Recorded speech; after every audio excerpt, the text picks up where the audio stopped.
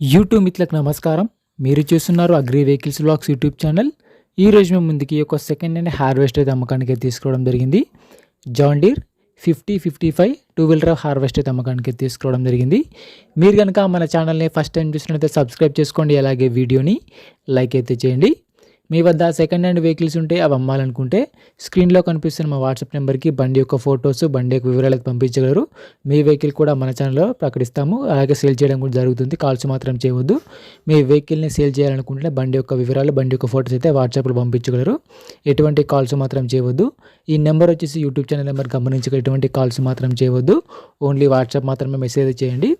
టాపిక్లోకి వెళ్ళినట్టయితే ఈరోజు ముందుకైతే జాన్ డీర్ 55 HP హార్వెస్టర్ అమ్మకానికి తీసుకోవడం జరిగింది. ఈ హార్వెస్టర్ వచ్చేసి డస్ట్ మెష్ బాక్స్తో హార్వెస్టర్ అయితే ఉండడం జరిగింది. హార్వెస్టర్ అయితే మంచి కండిషన్లో, నీట్ కండిషన్లో అయితే ఉంది. హార్వెస్టర్ని మాత్రం నీట్గా మెయింటైన్ చేశామని ఓనర్ అయితే చెప్పడం జరిగింది. హార్వెస్టర్ అయితే కండిషన్ పరంగా మంచి కండిషన్లో ఉంది.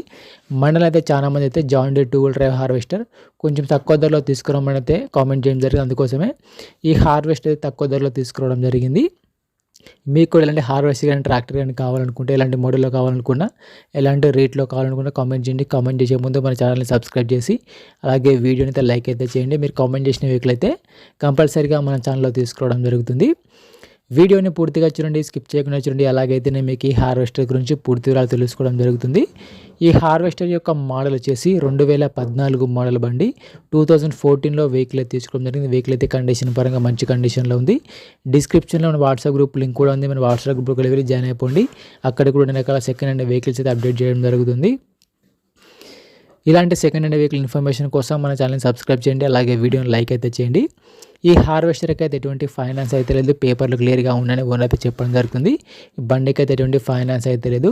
ఈ బండి యొక్క టైర్ల విషయానికి వస్తే ఫ్రంట్ టైర్లు మరి బ్యాక్ టైర్లు వచ్చేసి 60%గా లైఫ్ అయితే ఉంది. టైర్ లైఫ్ వచ్చేసరికి 60% టైర్లు అయితే ఉన్నాయి. టైర్ కూడా మంచి కండిషన్, నీట్ కండిషన్లో ఉన్నాయి.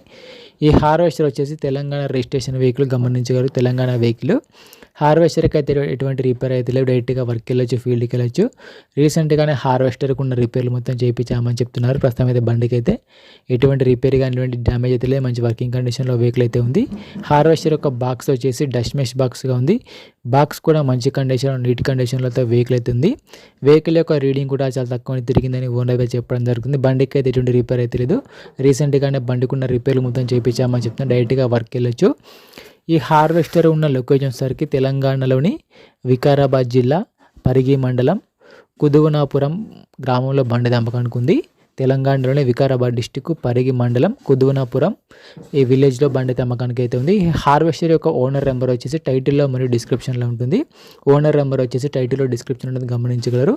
ఈ హార్వెస్టర్కి ఓనర్ చెప్తున్న రేట్ వచ్చేసరికి 6,60,000 మాత్రమే చెప్తున్నారు.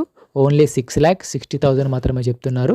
ఈ రేట్ కూడా ఫిక్స్ ఏం కాదు. బండి ఉన్న లొకేషన్కి వెళ్ళి బండిని చూసి మాట్లాడుకుంటే 6,60,000 ఫిక్స్ ఏం కాదు, మాట్లాడుకోవచ్చు కూడా అని ఓనర్ చెప్పడం జరుగుతుంది. టైంపాస్ కాల్స్ మాత్రం చేయవద్దు. ఈ బండి యొక్క ఓనర్ నెంబర్ వచ్చేసి టైటిల్లో మరియు డిస్క్రిప్షన్లో ఉంటుంది. వెహికల్ అమ్ముడుపోయినట్లయితే నెంబర్ తీసుకోవడం జరుగుతుంది. ఎటువంటి ఆన్లైన్ పేమెంట్స్ మాత్రం చేయవద్దు. ఆన్లైన్ పేమెంట్ చేసి మాత్రం మోసపోవద్దు.